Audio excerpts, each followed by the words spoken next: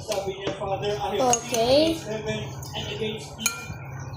Yung kanyang She's away, ang sabi niya, against heaven, guys, from a dream.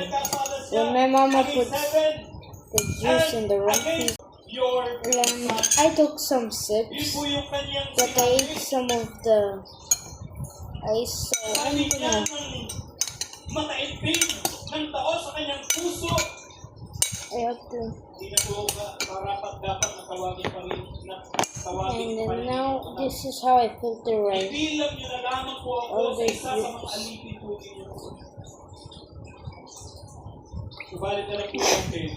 What about like this? Dahil tatay yun eh. Alam niya kung anak niya nagloso ko lang eh. Alam niya kung arte lang yun eh. Kung drama lang yung paghingi ng tawad ng kanyang anak. Kaya alam po natin yung sumunod ng mga talata. Hindi siya pinansin.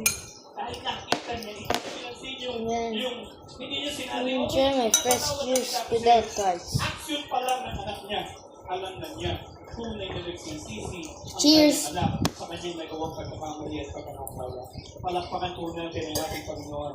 Okay, this is not beer, but juice. Ng mga awit or Psalms 32:3-5. Sabi ni